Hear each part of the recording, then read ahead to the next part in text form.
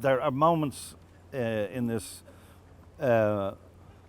movie that when I read the script, I was like sharp intake of breath stuff. What? There is fantastic jump scares.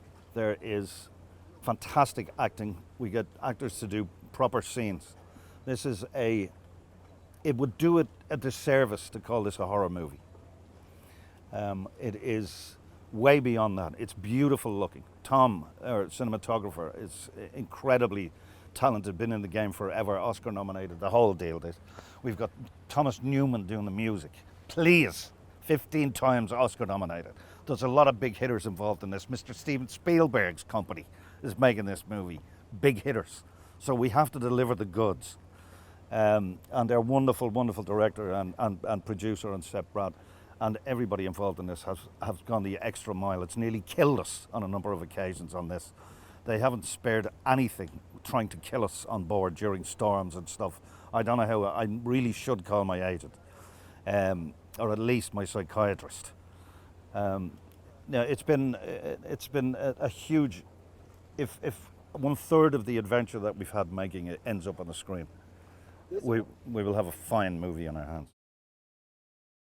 So the first time I really saw our monster was when he was in my face, about to take a large lump out of my neck.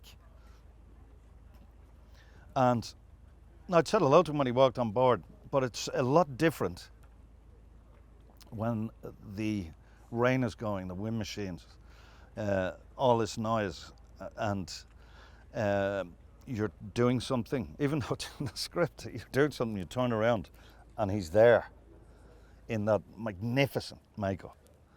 And I really, genuinely, I really got a fright. And I got a fright not just in one take, but over and over. So if I'm getting a fright and I know the guy who's in the suit, hopefully that should transfer to scaring the bejesus out of anybody watching the movie.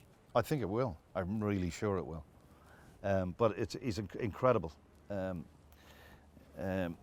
he's so physical, and Javier is a genius at physical acting. I suppose the original book, when Dracula came out, it became sort of a phenomenon, and it has never died away. And the amount of iterations we've seen of this creature, it's really interesting that this monster that's among us and only comes for us when it's dark, it plays to all the worst feelings that we have when we're kids in bed and there's thunder and lightning outside and it's dark, and it's monster time when the lights go out.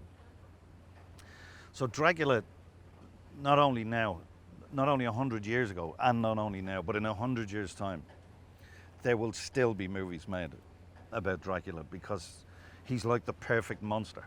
In some cases, he blends into society. There is no redemption with him. He wants to feed off you, and he wants to take your soul, turn you essentially into a zombie, a vampire zombie, and remove every piece of humanity from it. It's like the worst spiritual nightmare you can have, apart from just being ripped asunder, apart from the physical damage. He gets you in your soul, in your spirit. He's the perfect monster.